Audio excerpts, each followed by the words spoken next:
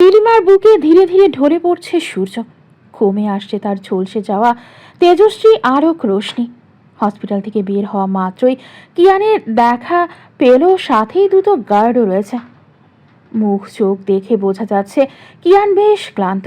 বেশ অনেক দূর থেকে জার্নি করে এসেছে, তার উপর রাতে ঠিক মতো ঘুমায় না। সব মিলিয়ে চোখ মুখের অবস্থা বেশ করুণ। কিয়ান আহিরার নিকটে গিয়ে দাঁড়ায়। কোলে থাকা কিয়ারা গভীর নিদ্রায় মগ্ন। থাকতে থাকতেই ঘুমিয়ে পড়েছে।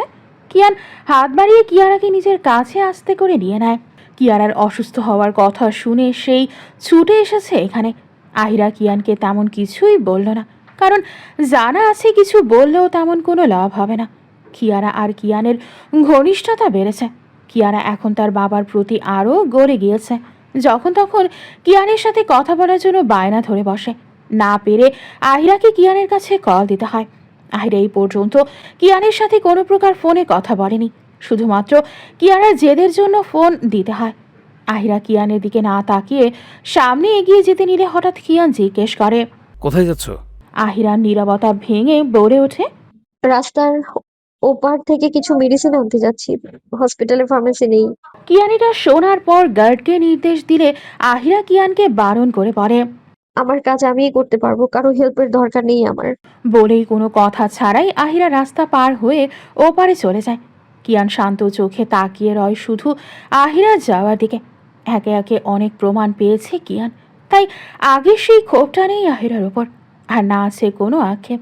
তবে ইউসুফ চৌধুরী খুনিদের বের করতে হলে তার দরকার নাদিম আর সেই ড্রাইভারকে। সেদিন সেই ড্রাইভারই এত কিছু বলে গিয়েছিল, কিন্তু ড্রাইভারটাকে কোনোভাবেই ধরা যাচ্ছে না। ঢাকা শহর ছেড়েছে সেই বছরই। যদি সেই হামিদ নামক মানুষটা আর সেই ট্রাক ড্রাইভারকে পেয়ে যায়, তাহলে কিয়ান ইউসুফ চৌধুরীর খুনিকেও পেয়ে যাবে। নাদিম আর রিয়ার উপর তার সবচেয়ে বেশি সন্দেহ কাজ করে, তবে সঠিক প্রমাণ না পাওয়া অবধি সে কিছুই করতে পারবে না। তাই নাদিমকে সর্বপ্রথম খুঁজে বের করতে হবে, না হলে কোনো কিছুই পাবে না। নিষিদ্ধ পল্লীতে যেসব ছবির ভেতরে বিভিন্ন ছেলের সাথে আহিরা অমন অন্তরঙ্গ অবস্থায় ছবি তোলা হয়েছে, সেইগুলো সত্যিও সে জানে। সবগুলো এখন হাজতে রয়েছে। এইসবের পেছনে নাদিমের সম্পূর্ণ হাত রয়েছে, এটাও তার জানা। তবে তার নাদিমের থেকে রিয়ার ওপর সন্দেহটা বেশি হয়। কিন্তু সঠিক প্রমাণ না পাওয়া অবধি সে রিয়ার কিছুই করতে পারছে না। তাই রিয়াকে নিজের সামনে আসতে খুবই কমই দেয়, না হলে রিয়াকে সামনে দেখলেই তার মাথায় রক্ত চলে যায়। কয়েকদিন আগেও আবারও তার না করা সত্ত্বেও তার ফ্ল্যাটে এসেছিল। তখন কিয়ান নিজের প্রতি নিয়ন্ত্রণ হারিয়ে রিয়ার গলা চেপে ধরেছিল। একটুর জন্য বেঁচে গিয়েছিল সেদিন। এইসবের ভেতরে সে নিজের করা অপরাধগুলোর জন্য সে আহিরাকে কিছু বলতে পারে না, তাই নীরবেই কাটছে তার দিনকাল। আহিরা মেডিসিন নিয়ে এদিকে আসছে। কিয়ান আস্তে করে কিয়ারাকে পেছনে ব্যাক সিটে বেবি কমফোর্টের জন্য রাখা বিছানার মতো ছোট্ট একটা নরম তুল তুলে ব্ল্যাঙ্কেটের ওপর কিয়ারাকে শুইয়ে দিতে বাইরে থেকে বিকট একটা শব্দ কানে ভেসে আসতেই কিয়ানের শরীরের কেমন জানি অজানা এক কম্পন সৃষ্টি হয়। বাইরে থেকে মানুষজনের হাই হাই করার শব্দেও তার শ্রবণ ইন্দ্রিয়তে প্রবেশ করছে। কিয়ান দ্রুত বেরিয়ে পড়ে গাড়ি থেকে। সামনের রাস্তায় দৃষ্টি যেতেই রোডের মধ্যে আহিরার রক্তাক্ত দেহটা পড়ে থাকতে দেখে কিয়ানের সারা দুনিয়া ওলট পালট হয়ে যায়। কিয়ানের গগন ফাটানো চিৎকারের মন্ত্র হলো সব কিছু। চোখের পলকে সব কিছু এলোমেলো হয়ে পড়েছে কিয়ানের কাছে। তার সঙ্গে সঙ্গে রাস্তায় পড়ে থাকা আহিরার দেহটা চলন্ত ট্রাকের সঙ্গে বাড়ি হয়ে লুটিয়ে পড়েছে রাস্তায়। মুহূর্তেই মাঝে তরল তাজা রক্তে ভেসে গেছে রাস্তা। গড়গড় করে ভেসে গেল সব কিছু। আহিরার নিঃশ্বাস চলছে কোনো রকমে। আহিরার আঁখি পলক বন্ধ হওয়ার পথে দেখা গেল কিয়ান চিৎকার করে দৌড়ে আসছে তার দিকে। আহিরার দেহটা অক্ষত অবস্থায় হলেও মাথাটা বেশ থেতলে গেছে ট্রাকের সঙ্গে বাড়ি খেয়ে। কপাল ছুঁয়ে ছুঁয়ে রক্ত চোখে পাতা বেয়ে রাস্তায় পড়ছে, সাথে ধীরে ধীরে সারা শরীর তো মেখে যাচ্ছে। সবকিছু কেমন নিস্তব্ধ আর নিশ্চুপ লাগছে কিয়ানের কাছে, অথচ চারপাশে কেমন শোরগোল আর অস্থির উত্তেজিত পরিবেশ হয়ে উঠেছে হঠাৎ এমন অ্যাক্সিডেন্টে। কিয়ান পাগলের মতো সেদিকে ছুটে যায়। আহিরার শরীর থেকে রক্ত ঝরছে। কিয়ান সেগুলো আহিরার নিস্তেজ হয়ে পড়ে থাকা দেহটা।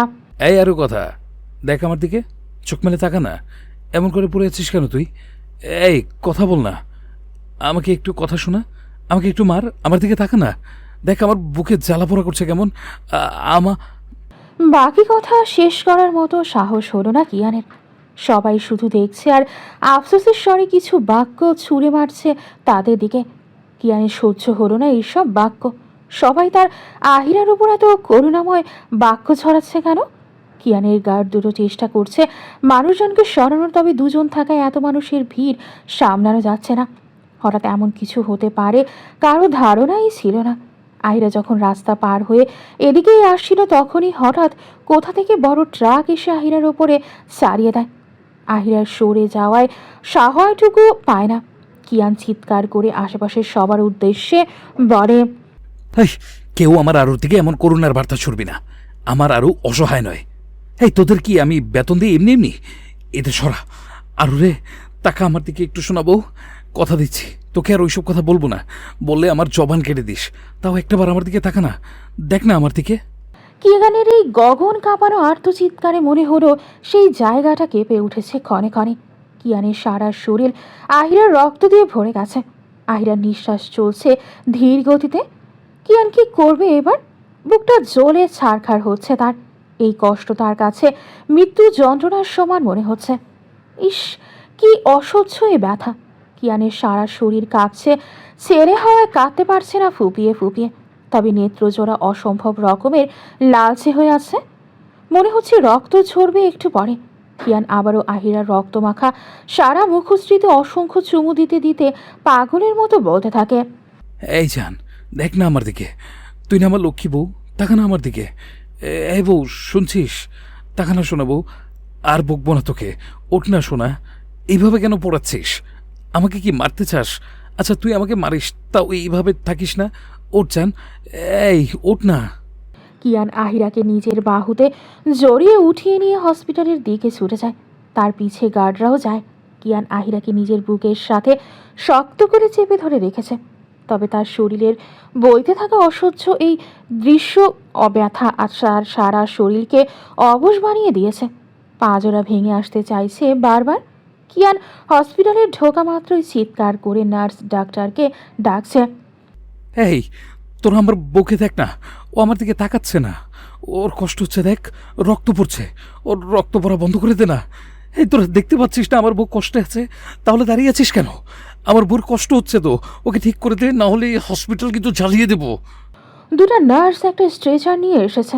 তারা কিয়ানের কাছে যেতে ভয় পাচ্ছে, কারণ কিয়ানকে এই মুহূর্তে অনেক হিংস্র লাগছে। তারপরও তারা স্ট্রেচারটা দেখিয়ে বলে, পেশেন্টকে এইখানে রাখুন, আমরা দেখছি, আপনি ফর্ম ফিল আপ করে আসুন। নার্সের ফর্ম ফিল আপের কথা শুনে কিয়ান সিংহের মতো গর্জে উঠল। চিৎকার দিয়ে বলে ওঠে, রক্তর পালের ফর্ম! আমার বউকে একে দেখ, দেখছিস না ওর রক্ত পড়ছে? জানিস ওর প্রতিটা রক্তের মূল্য কতখানি? তোদের ডক্টর কি ঘুমোয়? এখন আসছে না কেন? সেখানে মানুষজন দেখছে কিয়ানের করা পাগড়ামিগুলো। তখনই সেখানে ডাক্তার আসেন।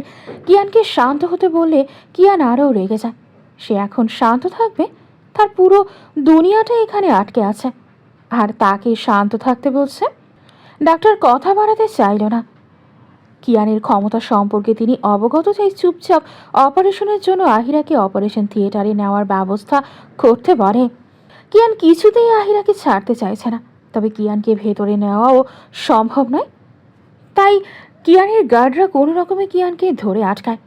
কিয়ান পাগলের মতো চিৎকার চেঁচামেচি করছে ছাড়া পাওয়ার জন্য। তার এই আর্তনাদে হসপিটালে উপস্থিত সকলেই দেখছে। কারো চোখের কোণ ভিজে উঠেছে। কিয়ান শুধু তাকিয়ে রয় থিয়েটারের দিকে রক্তলাল চোখে। যে কোনো সময় অশ্রুনীর ঝরে পড়বে। কয়েক মুহূর্তের ব্যবধানে কী থেকে কী হয়ে গেল এইসব! একটু আগেও মেয়েটা তার সাথে কথা বলল, তাহলে এখন এমন নিস্তেজ অবস্থায় পড়ে আছে কেন? কিয়ান পাথরের মূর্তির মতো সেইখানে পড়ে রয়েছে। আশেপাশের মানুষজন আবারও নিজের কাজে ব্যস্ত হয়ে পড়েছে। তখনই সেখানে কিয়ারাকে করে নিয়ে উপস্থিত হয় আরিয়ান। কিয়ারা শব্দ করে কান্না করছে, বারবার মাম মাম মাম মাম করছে। কিয়ানের এতক্ষণে হুঁশ আসে। সে এতক্ষণ কিয়ারাকে একা বাইরে ওইভাবে রেখে এসেছিল। কিয়ান কাঁপা কাঁপা পায়ে উঠে দাঁড়ালো। হাঁটতে ভীষণ রকমের কষ্ট হচ্ছে তার। এই কষ্ট কমবা নয়। আরিয়ানা বুঝতে পারো কিয়ানের ভেতরের অবস্থাটা, তাই কিছু বলতে গিয়েও থেমে যেতে নিল। আবারও বলার জন্য মুখ খুলে বলে ওঠে, স্যার, আমার মনে হয় ম্যামের অ্যাক্সিডেন্ট করানো হয়েছে। আমি যদি একটু আগে না আসতাম তাহলে হয়তো কিয়ারাকে পেতাম না। আপনি কয়েকজন আপনার গাড়ি থেকে কিয়ারাকে কিডন্যাপ করার চেষ্টা করেছিল। আরিয়ানের কথা শুনে কিয়ানের বুকটা আরেক দফা আটকে ওঠে। আরিয়ানের কোলে থাকা কিয়ারাকে চট করে নিজের কোলে নিয়ে সারা মুখে অসংখ্য চুমুতে ভরিয়ে দিতে থাকে। তার একটু অসাবধানতার কারণে বিরাট বড় ক্ষতি হওয়ার থেকে বেঁচে গেছে তার মেয়েটা। নিজের এমন অসাবধানতার জন্য আরেক দফা ভীষণ রকমের রাগ লাগলো নিজের প্রতি। সে এতটা কেয়ারলেস হলো কবে? কি আর নিজের মনের অবস্থা কাউকেই বোঝাতে পারছে না এই মুহূর্তে। কেমন জানি সব কিছু এলোমেলো রাখছে। তারপর নিজেকে সামলে আরিয়ানের দিকে তাকিয়ে শক্ত দৃষ্টি নিক্ষেপ করে বলে, আরিয়ান, খুঁজে বের কর এসব কে করেছে। সময় দিলাম তোকে, যত তাড়াতাড়ি সম্ভব অপরাধীকে বের কর। আমার বুকে আঘাত করেছে, এবার কোনোভাবেই ছাড়বো না এদের। তীব্র ক্ষোভে ফেঁপে উঠছে তার সারা অঙ্গ। মুহূর্তেই সব কিছু চালিয়ে ছাড়খাড় করে দিতে ইচ্ছে করছে। কিয়ারার মাথাটা এখনও চেপে ধরে রেখেছে নিজের বক্ষস্থলে। বুকটা বড্ড ভার হয়ে আছে আজ। ভীষণ রকমের অসহ্য জ্বালা পোড়ায় ছাড়খাড় হচ্ছে তার অন্তঃকরণ। জ্বলছে এক অসহায় ব্যথার আগুন। তার করা এতদিনের পাপের শাস্তি কি সে পাচ্ছে? এমন শাস্তি সে চায় না, যে শাস্তিতে আহিরাকে এমন মরণ ফাঁদে আটকে ছটফটাতে হবে। যদি শাস্তি পেতে হয় তাহলে তার শরীরের রক্তক্ষয় করে শাস্তি দেওয়া হোক, তবুও এমন শাস্তি সে পেতে চায় না। কিয়ান উঠে দাঁড়ালো। কিয়ারা একাধারে কেঁদে চলেছে। কি করে আটকাবে সে? তার পাপের শাস্তি এইভাবে না পেলেও পারত। আহিরা কতটা কষ্টে আছে এই মেয়েটাকে দ্বিতীয়বারের মতো হারানোর শক্তি তার কাছে নেই। আগেরবার হারিয়েও ফিরে পেয়েছে, কিন্তু এবার হারালে সে নিজেই হারিয়ে যাবে। এত সহ্য ক্ষমতা তার নেই। আহিরার গায়ের তাজা রক্ত এখনও তার গায়ে লেপ্টে রয়েছে লাল রঞ্জকের মতো। এই প্রতিটা রক্তের ফোঁটা তার কাছে কতটা মূল্যবান সেটা শুধু সেই জানে। যদি পারত নিজের শরীর কেটে এইসব রক্ত নিজের মধ্যে নিয়ে নিত আজীবনের জন্য, কিন্তু এটা সম্ভব নয়। মিডিয়ায় অলরেডি জানাজানি হয়ে গেছে, তাই বাইরে ভিড় জমতে শুরু করেছে। কিন্তু এটা হসপিটাল হওয়া, এখানে ভেতরে আসা নিষেধ। অনেক রোগী আছে এখানে, তাই এত শব্দ একদমই ঠিক হবে না। আরিয়ান ভাগ্যক্রমে কিয়ানের কাছেই আসছিল কিছু জরুরি ফাইল নিয়ে। মাঝ রাস্তায় গার্ডের ফোন আসায় সে সহ আরও অনেক গার্ডকে ফোন করে তাড়াতাড়ি আসতে বলে এখানে এসে পৌঁছাতে পেরেছে। এখানে আসার পর কিয়ান বা গার্ডকে না দেখতে পেয়ে আরিয়ান ভেতরেই যেতে নিয়েছিল।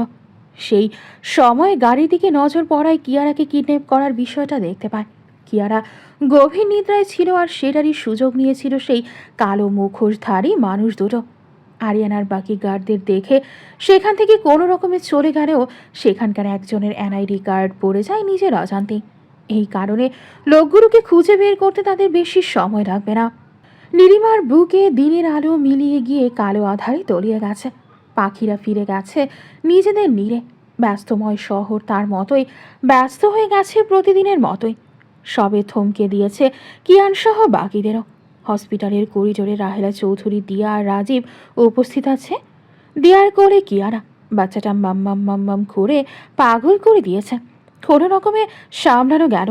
পরক্ষণেই আবারও একই সুরে কেঁদে উঠছে। দিয়া নিজেও কান্না করতে পারছে না কিয়ারার জন্য। সে কাঁদলে কিয়ারা আরও পাগল করে দেবে। আহিরার অবস্থা কেমন এখনও ডাক্তাররা বলতে পারছে না। কিয়ান প্রায় পাগল হয়ে উঠেছে ডাক্তারদের বের হতে না দেখে। অপারেশন থিয়েটারের দরজায় অসংখ্যবার ধাক্কাধাক্কি করে খোলার চেষ্টা চালিয়েছে। বারবার এমন পাগলামি কেউই সামাল দিতে পারছিল না। কিয়ানের শরীর যেন অসুরের শক্তি ভর করেছে। এতগুলো মানুষ চেয়েও থামাতে সক্ষম হচ্ছিল না। সঙ্গে ছিল কিয়ানের আর্তচিৎকার, যে চিৎকার সকলের শ্রবণযন্ত্রে পৌঁছালেও যার জন্যই আর্তচিৎকার তার কাছেই পৌঁছালো না। রাহেলা চৌধুরী নিজের ছেলের এমন হাল আবারও দেখে কষ্টে তার বুকটা ফেটে যাচ্ছিল। এর আগের বারও যখন আহিরার মৃত্যুর খবর শুনেছিল ঠিক এমনটাই হয়েছিল। আহিরার মৃত্যুর শোক যেন কিয়ানের মস্তিষ্ক সহ মন কোনোটাই সহ্য করতে পারেনি। আর এখন তো নিজের চোখের সামনে এত বড় ঘটনা ঘটে গেছে, এটা আরও মানতে পারছে না। রাহেলা চৌধুরী খুব ভালো করেই জানেন তার ছেলে পাগলের মতো ভালোবাসে আহিরাকে। 4টা বছর মুখে মুখে ঘৃণার কথা বললেও আহিরার জন্য যে তার ছেলের অন্তরটা কাঁদত, সেটা সে মা হিসেবে খুব ভালো করেই জানেন। আহিরার শোক থেকে করার জন্য এক প্রকার বাধ্য করে রিয়ার সঙ্গে বিয়ে দিলেও কিয়ান মন থেকে সেই বিয়ে কোনো কালেই মেনে নেয়নি। আহিরা মরেও তার স্মৃতি কিয়ানের ভেতরে ভেতরে শেষ করে দিয়েছে প্রতিটা দিন। যে ছেলে নেশা করতো না, সেই ছেলে নিত্যদিনের সঙ্গী হয়ে উঠেছিল ওই সব ছাইপাশ। 1 ঘন্টা আগে কিয়ানের পাগলামি অতিমাত্রায় বেড়ে যাওয়ায় রাজীব সহ বেশ কয়েকজন মিলে তাকে ধরে ইঞ্জেকশনের মাধ্যমে সেন্সলেস করে রেখেছে অন্য কেবিনে। জানা নেই এইভাবে কত সময় আটকে রাখতে পারবে তাকে। রাহেলা চৌধুরীর ভাবনার মাঝেই কেবিন থেকে ভাঙচুরের শব্দ ভেসে আসতেই রাহেলা চৌধুরী সহ রাজীব সেদিকে ছুটে যায়। শব্দগুলো কিয়ানকে যে কেবিনে রাখা হয়েছে সেখান থেকে আসছে। কিয়ান বিকট শব্দ করে চিৎকার করছে আর কেবিনে থাকা জিনিসপত্র ছোড়াছড়ি করছে। কিয়ানকে পাহারা দেওয়ার জন্য সেখানে 2 জন গার্ড রেখেছিল, তাদের উপরই গর্জে উঠছে কিয়ান। রাহেলা চৌধুরী আর রাজীব কেবিনের দরজা ঠেলে ভেতরে প্রবেশ করতেই দেখতে পায় কিয়ান আবারও কিছু ছোড়ার জন্য প্রস্তুতি নিচ্ছিল। রাহেলা চৌধুরীকে দেখে কিয়ান সেটা ফেলে দিয়ে তার কাছে ছুটে গিয়ে পাগলের মতো বলতে থাকে, মা, মা, আমার আরও কোথায়? আমার আরও কোথায়? বলো না মা। ওকে ওরা কষ্ট দিচ্ছে। আমার কাছে এনে দাও না ওকে। ওকে এনে দাও না মা। আমার নিঃশ্বাস নিতে খুব কষ্ট হচ্ছে। দেখো, এইখানটায় আটকে আছে। নিজের হাতের সাহায্যে গলার দিকে দেখায়। ও মা, তুমি তো আমার চাওয়া অপূর্ণ রাখো না। এনে দাও না ওকে। ওর এত এত রক্ত আমার শরীরে, দেখো কত কষ্ট পাচ্ছে আমার জানটা। ও মা, এনে দাও না ওকে, এনে দাও না ওকে, এনে দাও না ওকে। আমার জানটা পুরো খাখা করে যাচ্ছে, ভীষণ যন্ত্রণা হচ্ছে মা, সহ্য করতে পারছি না। এনে দাও না মা ওকে, এনে দাও। রাহেলা চৌধুরীর বুকের ভেতরটা যেন মুহূর্তেই চূর্ণ হয়ে গেল। সন্তানের এমন করুণ উন্মত্ত দশা দেখার চেয়ে নিষ্ঠুর দৃশ্য আর কিছু হতে পারে না। তিনি শক্ত হাতে কিয়ানকে আঁকড়ে ধরলেন, ঠিক যেমনটা ছোটবেলায় ভয় পেলে ধরতেন, আজও সেই ভঙ্গিতেই। তবে আজ ভয়টা সন্তানের আর অসহায়তা মায়ের। রাহেলা চৌধুরী কিয়ানের মাথাটা মায়ের বুকে ঠেকিয়ে কাঁপা কণ্ঠে বললেন, শোন কিয়ান, আমার দিকে তাকা।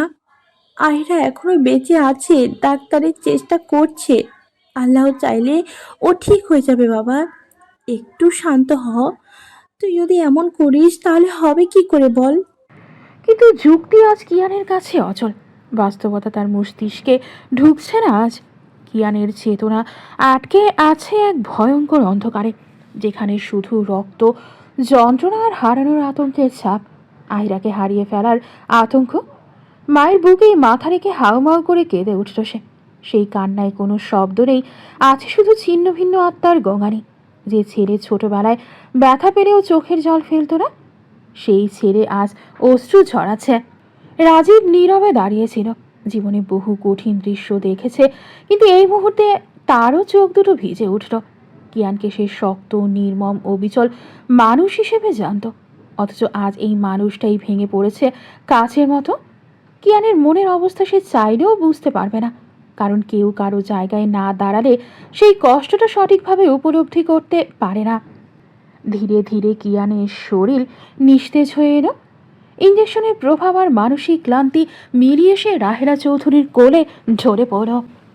রাহেলা চৌধুরী ছেলের মাথায় হাত বুলিয়ে দিতে দিতে চোখ বন্ধ করে দোয়া করতে লাগলেন, যাতে কোনোভাবে তার প্রার্থনার স্রোতে কোনো অলৌকিক শক্তি নেমে আসে, সব কিছু ঠিক করে দেয়, আহিরাকে সুস্থ করে দেয়। ঠিক তখনই অপারেশন থিয়েটারের লাল বাতিটা নিভে গেল।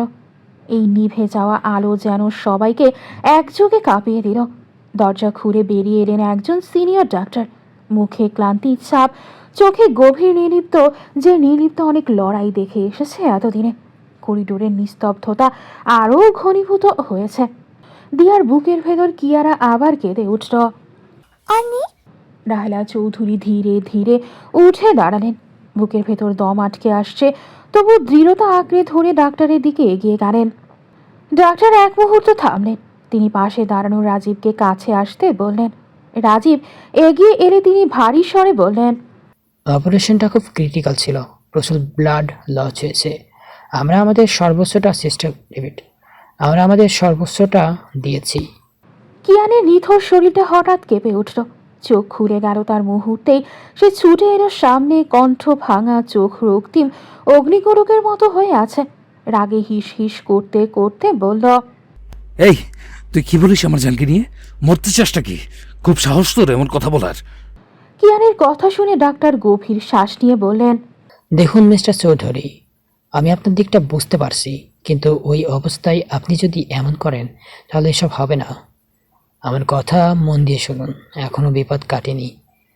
পরের 24 ঘন্টা খুব গুরুত্বপূর্ণ। পেশেন্টের মাথার অবস্থা একদমই ভালো না, কোনোভাবে রক্তক্ষরণ বন্ধ করা যাচ্ছে না। আমরা মাথায় সেলাই দেওয়ার জন্য ওনার সব চুলগুলোও কেটে ফেলেছি, তারপরও লাভ হয়নি। আপনারা ওনাকে বাইরে নেওয়ার ব্যবস্থা করুন। বাংলাদেশে এমন ক্রিটিক্যাল অপারেশন করা সম্ভব নয়। ওনাকে যত দ্রুত সম্ভব বাইরে উচ্চ কোনো চিকিৎসা করান। ওনাকে জ্ঞান ফেরানোর এই মুহূর্তে কোনো চান্স নেই। ওনাকে আমরা ইমার্জেন্সিতে রেখেছি। পেশেন্ট কোনো রকমে বেঁচে আছে, ওনার নিঃশ্বাস নেই বললেই চলে। লাইফ সাপোর্ট দিয়ে রাখা হয়েছে, বাকিটা আল্লাহ ভরসা। এই কথাটুকু কিয়ানের বুকে আবার আগুন ধরিয়ে দিল। বেঁচে আছে এই শব্দটাই তার জন্য এখন অক্সিজেন। ডাক্তারের বলা প্রতিটা বাক্য তার গলার ভেতর কাটার মতো বিঁধে রইল। এত ভয়ানক বাক্যগুলো কি করে তার আহিরার ব্যাপারে বলে গেল ডাক্তার? হুঁশ জ্ঞান হারিয়ে ডাক্তারের ওপর হামলে পড়ল সে। সিংহের মতো গর্জে উঠে বলতে থাকলো, এত সাহস আমার জানকে নিয়ে এসব বলিস? যখন বালার কাজ করতে পারবি না তখন আগে বলিসনি কেন? আমার আরোকে কষ্ট দিয়েছিস তুই এতক্ষণ ধরে। তোদের একটারও চাকরি থাকবে না। শুধু একটু অপেক্ষা কর, তোদের সবাইকে আমি দেখে নেব। আমার জানকে কষ্ট দিচ্ছিস তোরা। সবাই মিলে কিয়ানের কাছ থেকে ডাক্তারকে ছাড়িয়ে আনে। কিয়ান নিজেকে আবারও ছাড়িয়ে আইসিইউর কাছে ছুটে যায়। আইসিইউর কাচের দেয়ালের ওপাশে শুয়ে আছে আহিরা। সাদা আলোয় তার শরীর আরও ফ্যাকাশে, আরও ভঙ্গুর দেখাচ্ছে। নানান তার নল যন্ত্রে জড়িয়ে তার অস্তিত্ব টিকিয়ে রাখা হয়েছে। বুক ওঠানামা করছে যান্ত্রিক নিয়মে, যেন প্রাণটুকু এখন সিদ্ধান্তহীন। আহিরার মাথা ভর্তি কেশরাশিগুলো নেই। এসবই কিয়ানের বিন্দু মাত্র কিছু যায় আসে না। যায় আসে শুধু এটাতেই তার আহিরা তার কাছে ফিরে আসুক, যে কোনো মূল্যে। কিয়ান ধীরে ধীরে কাচের কাছে এগিয়ে দাঁড়ালো, হাতটা তুলে রাখলো কাছে। ভীষণ কষ্টে কয়েকটা বাক্য উচ্চারণ করল। শুনছিস শান, আমি এসেছি। এবার আর কোথাও যেতে দেবো না তোকে। আমার জান নে, আমার রক্ত নে, সব কিছু কেড়ে নে, কিন্তু তবু ফিরে আয়। কাচের ওপারে আহিরা শুনল না কিছুই, শুনল না কিয়ানের আর্তনাদগুলো। শুনলে কি কেঁদে উঠত? হয়তো হ্যাঁ। ভালোবাসার মানুষকে কি যন্ত্রণা দেখা যায়? না, একদমই না। ভেতরটা পুড়ে ছারখার হয়ে যায়। নীলিমার বুকে আলো জ্বলার আগেই আহিরাকে নিয়ে পাড়ি জমিয়েছে সিঙ্গাপুরে। কিয়ানের নিজস্ব জেট থাকায় তেমন কিছুই করতে হয়নি। এয়ার অ্যাম্বুলেন্সে নেয়নি কিয়ান। সঙ্গে 4 জনের মতো ডাক্তারও রয়েছে। আহিরার কোনো প্রকার সমস্যা যাতে না হয় সেই সব কিছুই ঠিকভাবে করা হয়েছে। রাত 12টার দিকে আহিরাকে নিয়ে পাড়ি জমিয়েছে কিয়ান। কিয়ারা রাহেলা চৌধুরী আর দিয়ার কাছেই আছে। তারা কালকের মধ্যে চলে আসবে। এখন শুধু কিয়ান আর রাজীব রয়েছে আহিরার সঙ্গে। কিয়ানের শরীরের অবস্থা ভালো না, যে কোনো সময় সেন্সলেস হয়ে পড়ে যেতে পারে। মানসিক অবস্থাও একদমই ভালো না। রাজীব কোনো রকমে কিয়ানের শরীরে ঘুমের ইঞ্জেকশন দিয়েছে, যার কারণে গভীর নিদ্রায় তলিয়ে আছে কিয়ান। রাজীব নিজেও চিন্তিত আহিরাকে নিয়ে। সামনে কি হয়ে আল্লাহ ছাড়া কেউ জানে না। কিয়ারাটা কান্না করতে করতে কতবার আহিরার কাছে আসতে চেয়েছে তার হিসেব নেই। দিয়া শেষ মুহূর্তে আর শক্ত থাকতে পারেনি। ফুপিয়ে ফুপিয়ে কেঁদেছিল কিয়ারাকে বুকে জড়িয়ে। ছোট্ট বাচ্চাটা জানেও না তার মা এখন মৃত্যুর সঙ্গে লড়াই করছে। এই লড়াইয়ে কি হবে কেউ বলতেও পারছে না। খরস্রোতা নদীর মতোই সময় অবিরাম বয়ে চলে তার নিজস্ব ছন্দে। এক মুহূর্তের জন্য থামবার বাসনা জাগে না তার নির্মম পাষাণ বুকে। সে অপেক্ষা শেখেনি, বরং যারা তাকে অবহেলা করে তাকেই নিঃশব্দে পদদলিত করে এগিয়ে যায় তাদেরকে। তাই সময়কে আঁকড়ে ধরতে হয়, যত্নে ব্যবহার করতে হয় সময়ের মধ্যে। কারণ একবার সে হাতছাড়া হলে আফসোস ছাড়া আর কিছুই অবশিষ্ট থাকে না। সময়ই পৃথিবীর সবচেয়ে দামি সম্পদ, যাকে অর্থ দিয়ে কেনা যায় না, আবার কোনো বাজারেও বিক্রি করা যায় না। এইভাবে দেখতে দেখতে গড়িয়ে গেছে একটি দীর্ঘ মাস, অথচ আহিরার অবস্থার বিন্দু মাত্র উন্নতি নেই। স্ট্রেচারের ওপর সে পড়ে আছে নিথর এক বোবা পুতুলের মতো, যেখানে প্রাণ আছে অথচ প্রাণের কোনো স্পন্দন নেই। চারপাশে সবাই যেন কেবল একটি নিঃশ্বাস টিকিয়ে রাখার ব্যর্থ প্রয়াস ব্যস্ত হয়ে আছে। আহিরা এখনও কোমায় আচ্ছন্ন। কবে তার চেতনায় ফিরবে সে প্রশ্নের উত্তর ডাক্তারদের কাছেও অস্পষ্ট। লাইফ সাপোর্টে রাখা হয়েছে, এখনও মাথার জটিল অস্ত্রোপচার সম্পূর্ণ হলেও বাকিটা এখন সম্পূর্ণভাবে আল্লাহর ইচ্ছার হাতে সমর্পিত। প্রার্থনা ছাড়া আর কোনো পথ খোলা নেই এই মুহূর্তে। দিনগুলো এভাবেই নিঃশব্দে গড়িয়ে যাচ্ছে। আহিরার পাশ থেকে এক মুহূর্তের জন্য সরে না কিয়ান। ছায়ার মতো 24 ঘন্টা লেগে থাকে আহিরার অস্তিত্বের কিনারায়। এক পলকের জন্য আহিরাকে নিজের দৃষ্টিসীমার বাইরে যেতে দেয় না, যেন চোখ ফিরালেই সব শেষ হয়ে যাবে। কিয়ান অপেক্ষা করছে একদিন আহিরা চোখ মেলবে, অধৈর্যরা নেড়ে কথা বলবে, সব কিছু আগের মতো হয়ে যাবে, যেন কিছুই ঘটেনি। কিন্তু বাস্তবতা নির্মম, আর সেই নির্মমতার ভারে কিয়ারাও ধীরে ধীরে শুকিয়ে যাচ্ছে। মাম্মাম ছাড়া কিয়ারা নীরব হয়ে যাওয়ার পথে। দিয়া, রাহেলা চৌধুরী কিংবা কিয়ান কেউই আর কিয়ারাকে সামলাতে পারে না। আগে যেমন পাপাকে দেখার আকুতি নিয়ে ঠোঁট উল্টে অশ্রুধারা ঝরাতো, এখন ঠিক তেমন করেই সে মাম্মামের কাছে যাওয়ার বায়নার অস্থির হয়ে ওঠে সে। জন্মের পর থেকে বাবার শূন্যতা আহিরা কোনোভাবে সামনে নিলেও, কিন্তু এই শূন্যতা ভিন্ন। কিয়ারা তার প্রতিটা দিন, প্রতিটা নিঃশ্বাস জুড়ে বড় হয়েছে আহিরার সান্নিধ্যে। সেখানে একটা মাসের বেশি সে এখন তার মায়ের গন্ধটুকুও পায় না। কিয়ান বহুবার কিয়ারাকে নিয়ে এসেছে আহিরার কাছে, বারবার বোঝানোর চেষ্টা করেছে মাম্মাম খুব ক্লান্ত, তাই নিদ্রায় ডুবে আছে। একদিন এই নিদ্রা ভাঙবে, সেদিন আবার কিয়ারার মাম্মা তার কাছেই ফিরে আসবে। কিন্তু শিশু মন মানে না। বয়সই বা কত তার, এতটুকু প্রাণ মা ছাড়া থাকবে কিভাবে? এই মুহূর্তে নিজেকে পৃথিবীর সবচেয়ে অসহায় মানুষ বলে মনে হয় কিয়ানের। না সে নিজের মেয়েকে শান্ত করতে পারছে, না পারছে আহিরার যন্ত্রণাকে লাঘব করতে। যদি পারত, আহিরার সমস্ত ব্যথা নিজের শরীরে টেনে নিয়ে তাকে আগের মতো করে দিত। কিন্তু বাস্তবতা চাওয়ার কাছে মাথা নোয়ায় না। কিয়ানের নিজের অবস্থাও শোচনীয়। সে নিজেকেই ভুলে গেছে একদমই। অযত্নে চুল বড় হয়ে এলোমেলো হয়ে আছে, মুখ ভর্তি দাড়ি তাকে আরও উন্মাদ করে তুলেছে। নিদ্রাহীন চোখের নিচে জমে উঠেছে গভীর কালো দাগ। শরীর থেকে ঝরে পড়েছে শক্তি আর মাংস। রাহেলা চৌধুরী গার্ড দিয়ে নিয়মিত খাবার পাঠালেও অধিকাংশ সময় সেই খাবার অক্ষতই পড়ে থাকে। এইসবের ভেতরেই কোথায় যেন হারিয়ে গেছে রিয়ার অস্তিত্ব। কারো ভাবনায়ও নেই সে কেমন আছে, কোথায় আছে কেউ জানে না, জানার চেষ্টাও করে না। নাদিমের খোঁজ অবশ্য পাওয়া গেছে, নেদারল্যান্ডসের আমস্টারডামে আছে সে। কিন্তু এই মুহূর্তে এইসব তথ্য কিয়ানের কাছে অর্থহীন। আয়রা সুস্থ না হওয়া পর্যন্ত তার দৃষ্টি, তার চিন্তা, তার অস্তিত্ব সব কিছুই থমকে আছে এক জায়গায়। সেদিন যারা অ্যাক্সিডেন্টটা করিয়েছে তাদেরকেও ধরা হয়েছে, কিন্তু এখন কিয়ানের একমাত্র সম্বল অপেক্ষা ছাড়া কিছুই নয়।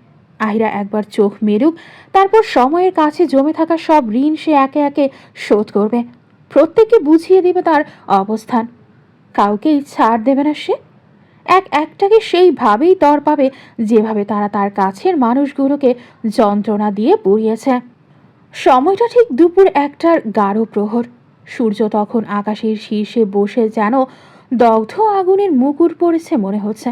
বহির্বিশ্বের বাতাস ভারী, নিঃশ্বাস নিলেই মনে হয় ফুসফুসে ঢুকে পড়ছে গলিত ধাতুর মতো উত্তাপ কিছু। দূরে দৃষ্টিপাত করে চোখের তারে আগুনের ঝিরিক লাগলে চক্ষুচড়া যেন মুহূর্তেই ঝলসে ছাই হয়ে যাবে। তবু এই অগ্নিদগ্ধ দুপুরেও আকাশ নিরুত্তাপ নয়। নীলিমার বুক চিরে পক্ষীকুড়ের উচ্ছল বিচরণ করছে। সারিবদ্ধভাবে ডানার ছন্দে তারা উড়ে চলেছে গন্তব্যহীন ঠিকানায়। কোথাও পৌঁছানোর তাড়া নেই, তবু এগিয়ে চলছে তারা, থামার তাড়া নেই। সিঙ্গাপুরের এক বিশাল অভিজাত হাসপাতালের করিডোরে বসে আছে কিয়ান। মার্বেলের মেঝে নিঃশব্দে প্রতিফলিত করে ঝকঝকে আলো। সাদা আর ধূসর রঙের আধিপত্যে গড়া করিডোরগুলোতে শব্দের চেয়ে নীরবতায় বেশি উচ্চকিত হয়ে আছে। আধুনিক যন্ত্রের মৃদু বিপ বিপ ধ্বনি এখানে জীবনের নারীর মতো কাজ করছে অদৃশ্য নির্ভুল ছন্দে স্পন্দিতের সাথে। জীবনের কিছু কিছু ক্ষণে মানুষ নিজের কাছে অচেনা হয়ে ওঠে। যুক্তির শির দ্বারা ভেঙে পড়ে, সিদ্ধান্ত নামক শব্দটি অর্থহীন হয়ে যায় নিজের কাছে। যে ভুলগুলো একসময় অনিবার্য মনে হয়েছিল সেগুলোই একদিন বুকের ভেতর পাথরের মতো চেপে বসে। তখন মানুষ বুঝতে শেখে ভুল শুধরানোর জন্য সময় নয়, সাহস লাগে। আর সাহস হারালেই জন্ম নেয় অনুশোচনার দীর্ঘশ্বাস। কিয়ান ঠিক এই মুহূর্তেই দাঁড়িয়ে আছে এখন, নিজের হাতে গড়া অবিশ্বাসের ধ্বংসস্তূপের সামনে নির্বাক এক মানুষ সে। আয়রার প্রতি তার সন্দেহ কোনো আকস্মিক ঝড় ছিল না, ছিল ধীরে ধীরে জমে ওঠা বিষাক্ত কুয়াশা, যা সে নিজেই ছড়িয়েছিল প্রথমে। অবিশ্বাস শব্দটা এসেছে সব শেষে। এর আগে অপরাধ বোধটা তাকে কুড়ে কুড়ে খেয়েছিল। আহিরাকে রক্ষা না করতে পারায় তাদের মাঝে যে বিশ্বাস একদিন নিঃশর্ত হওয়ার কথা ছিল তা নিজ হাতে সে ছিন্ন ভিন্ন করেছে। অথচ আহিরা কখনো দাবি করেনি, কখনো কিছুর বোঝা চাপায়নি। সে শুধু নিঃশব্দে কিয়ানের কাছে থাকতে চেয়েছিল, চেয়েছিল একটুখানি বিশ্বাস। কিন্তু সেই মুহূর্তে সে অন্ধের মতো ছুঁড়ে ফেলেছিল আহিরাকে। অবিশ্বাসের একটুখানি আচুরি একটা সম্পর্কে গভীর ক্ষত হয়ে ওঠে। কিয়ান তা বুঝেছে খুব দেরিতে। কিয়ানের অন্তঃকরণে জন্ম নিয়েছে ভয়ের রাজ্য। এই রাজ্য কোনো ধন সম্পদের নয়, বরং তার আহিরাকে ঘিরে, তার আরুকে ঘিরে। ভয়ের জন্ম তখনই। আহিরাকে হারিয়ে ফেলার ভয় কিয়ানের বুকের ভেতর ঘাপটি মেরে বসে রয়েছে এখন বিষধর সাপের মতো। প্রতিটি নিঃশ্বাসে সে অনুভব করছে আহিরার শূন্যতার হাহাকার। আহিরা সবার কাছে শুধুই একজন মানুষ হতে পারে, কিন্তু আহিরা নামের মানুষটি যে তার জীবনের একমাত্র স্থির বিন্দু। কিয়ান আজকে প্রথমবারের মতো বুঝল ভালোবাসা জয় করার যুদ্ধ নয়, এটি রক্ষা করার দায়িত্ব। সময় থাকতে যার মূল্য দিতে হয় বিশ্বাসে, যত্নে, নিঃশব্দ উপস্থিতির সাথে। সময় ফুরিয়ে গেলে ভালোবাসা আর ফিরে তাকায় না, তখন শুধু পড়ে থাকে স্মৃতির ধ্বংসাবশেষ আর দেরিতে শেখা বোধ। সে পস্তাচ্ছে, প্রতিনিয়ত পস্তাচ্ছে নিজের করা ভুলের জন্য, অবিশ্বাসের জন্য, আর সেই মানুষটিকে আঘাত করার জন্য যে তাকে নিঃশর্তে ভালোবেসেছে। তাই ভালোবাসার সময় থাকতে মূল্য দিতে হয়, দেরি হলে তার শাস্তি আজীবন বয়ে বেড়াতে হয়। কিন্তু সে যদি না চায় না এমন শাস্তি, শাস্তি যদি পেতে হয় তাহলে অন্য কোনো শাস্তি দিক, তাও এমন ভয়ানক শাস্তি কিয়ানের ভাগ্যে না লেখা হোক। হঠাৎই কাঁধে কারো স্পর্শ পেতেই কিয়ান নিজের ভাবনার জগৎ থেকে ছিটকে বেরিয়ে আসে। সামনেই রাজীব দাঁড়িয়ে আছে। ছেলেটা নিজের কাজ ফেলে কিয়ানের পাশে থাকার জন্য এখানেই রয়ে গেছে। রাজীব কিয়ানের দিকে তাকিয়ে শান্ত কণ্ঠস্বরে বলে, কিয়ান, তুই যদি নিজের খেয়াল না রেখে এইভাবে থাকিস তাহলে কি করে হবে বল? কিয়ারাকে দেখেছিস, বাচ্চাটা কিছু খেতে চায় না। আহিরার চিন্তায় তুই কিয়ারার দিকটা কেন ভাবছিস না? তোর কাছে তাও ও একটু হলেও ভালো থাকে। তোর যেমন অবস্থা ওমন অবস্থা, কারণ বাচ্চাটার মা ছাড়া থাকেনি এতদিন ধরে। যত যাই হোক, একটা বাচ্চার দিন শেষে মাকে প্রয়োজন। ওকে সময় দে, জানি তোর জন্য ব্যাপারটা সহজ হবে, তাও চেষ্টা কর। আহিরা ঠিক হয়ে যাবে, ভরসা রাখ আল্লাহর উপর। কিয়ানের ইচ্ছে করছে নিজের গালে দুটো থাপ্পড় মারতে। সে কোনো কিছুতেই ভালো না, না ভালো স্বামী হতে পেরেছে আর না ভালো বাবা। আহিরার চিন্তায় নিজের মেয়ের দিকেই তাকাতে ভুলে গেছে, ঠিকমতো কাছেও যেতে পারে না। কিয়ারার পছন্দ না হসপিটালের এই গন্ধ, তাই আনা হয় না বেশি। দিনে দু একবার ভিডিও কলে কথা হয় শুধু। এখানে নিজেদের বাড়ি থাকায় হোটেলে উঠতে হয়নি কারো। এখানে অবশ্য বাড়িটা ইউসুফ চৌধুরী বানিয়েছেন, কারণ তার দেশের বাহিরে বলতে সিঙ্গাপুরে বিজনেস ছিল, তাই বেশিরভাগ সময় সিঙ্গাপুরে এসে থাকতে হতো। হলিডে তো এখানেই আসতো, তাই এখানেও একটা বাড়ি বানিয়েছে। খাবার হাতে নিয়ে দিয়াসহ রাহেলা চৌধুরী কিয়ারাকে বারবার খাওয়ার চেষ্টা করছে, কিন্তু লাভ হচ্ছে না কোনো। বারবার মুখ থেকে ফেলে দিচ্ছে। কিয়ারা দিয়ার দিকে তাকিয়ে ভেজা গলায় আধো আধো স্বরে বলে, মামা যাবো, মামা কোথায়, মামা যাবো, মামা, মামা যাবো। দিয়া আর রাহেলা চৌধুরী কি বলবেন বুঝতে পারছেন না। দিয়া অসহায় চোখে তাকিয়ে বলে ওঠে, আমার সোনা বুড়ি খেয়ে নে, মাম্মাম কাজে গেছে সোনা, এসে পড়বে। এখন তুমি যদি না খাও তাহলে মাম্মাম জানতে পারলে কষ্ট পাবে। কিয়ারা বুড়ি কি চায়, তার মাম্মাম কষ্ট পাক? কিয়ারা মাথা দুলিয়ে না জানায় সে চায় না তার মাম্মাম কষ্ট পাক। শিশু মন তো বারবার মায়ের স্নেহময় স্পর্শ পাওয়ার জন্য ব্যাকুল হয়ে উঠছে। মায়ের মতো অনেকেই হতে পারে, কিন্তু মা হতে পারে না। মা মাই হয়। নীলিমার বুকে ঢলে পড়েছে সূর্য, বাতাসের সাথে লেগে আছে ভাবসা গরম। গন্তব্যহীন পক্ষীরাজরা তাদের ডানা উজাড় করে মুক্ত নিরিমায় ডানা মেলছে। বিশাল আকারের বারান্দায় অনেক রকম ফুলের দেখা মিলছে। বাহিরে থেকে আসা হালকা বাতাসে তারাও নড়ে উঠছে অবিরাম। রিয়া নিজের খোলা কেশটাসি নিয়ে বসে আছে আনমনা হয়ে। চোখের নিচে কালি জমেছে, দেখতে বেশ অগোছালো লাগছে। হঠাৎ করে কারো ডাকে হুঁশ ফিরে আসে। গভীর চিন্তায় মগ্ন তার মন। পেছন ফিরে তাকাতে ইশরাত শিকদারকে দেখতে পায় রিয়া। খাবার হাতে নিয়ে দাঁড়িয়ে আছে। রিয়ার এমন ছন্নছাড়া ভাব দেখতে দেখতে ইশরাত শিকদার নিজেই বিরক্ত হয়ে পড়েছে। বারবার একই কথা বোঝাতে বোঝাতে তিনি নিজেই ক্লান্ত। ইশরাত শিকদার রিয়ার দিকে তাকিয়ে গম্ভীর ভঙ্গিতে বলে, এত চিন্তা ভাবনা ছাড়ো, খাবার খেয়ে নাও, সকাল থেকে কিছুই খাওনি। রিয়া তার মায়ের দিকে তাকিয়ে আনমনেই বলে, মা, কিয়ান আমাকে ফোন করছে না? ওর কি আমার কথা মনে নেই? ওই আহিরা এখনো কেন নিঃশ্বাস নিচ্ছে? শেষ হয়ে যাচ্ছে না কেন? রিয়ার এমন পাগলামি কথাবার্তা শুনে ইশরাত শিকদার রাগের সাথে ধমক দিয়ে বলে, রিয়া, তোমার এবার থামা উচিত। এসব করে কি প্রমাণ করতে চাও? তুমি একটা খুনি। পরপর দুবার আহিরাকে মারতে চেয়েছো। তোমার জন্য ওবার ইউসুফ সাহেব মারা গেছে। এটা যদি ওই বাড়ির কানে যায় কী হবে ভাবতে পারছো? আর এবার কিয়ান তোমাকে বা নাদিমকে ছেড়ে দিবে বলে মনে হয় না। যে লোকগুলো দিয়ে কাজ করিয়েছো তারাও ধরা পড়েছে। তুমি চাইলেও ওদের ছাড়াতে পারবে না যতক্ষণ না কিয়ান ছাড়াতে চাইছে। তাই সাবধান হয়ে যাও। সবসময় যে ভাগ্য তোমার সায় দিবে এমনটা নয়। মনে রেখো, একবার দুবার ছাড়া পাওয়ার এই মানে নয় যে বারবার পাবে। রিয়া তার মায়ের দিকে চট করে তাকায়। তার মা হয়ে তার সায় না দিয়ে এমন কথা কেন বলছে? কেউ কেন দেখে না সে শুধুই কিয়ানকে চায়? এত কিছু শুধুই কিয়ানের জন্য। মা হয়ে কেন মেয়ের মন বুঝতে চাইছে না? মম, এমনটা কেন বলছো? তুমি তো জানো কিয়ানকে কতটা ভালোবাসি, তারপরও এমন কথা কেন? ইশরাত শিকদার একই ভঙ্গিতে বলে, এটাকে ভালোবাসা বলে না রিয়া, এটাকে পাগলামি, চরম পর্যায়ের পাগলামি, যা তোমাকে শুধু ধ্বংসই করবে, এছাড়া আর কিছুই নয়। রিয়া হালকা হেসে উঠে বলে, যদি এটাকে পাগলামি বলো তবে হ্যাঁ, আমি পাগলামি করছি। আর ধ্বংস ধ্বংস আমি সেদিনই হয়েছি যেদিন আমার জীবনে কিয়ান নামক ঝড়ের আগমন ঘটেছে। আমি আমার ধ্বংসকারীকে ভীষণ রকমের ভালোবাসি। রিয়ার এমন পাগলামি ভরা কথা শুনে ইশরাত শিকদারের প্রথমবারের মতো মনে হলো সে তার সন্তানকে মানুষ করতে পারেনি।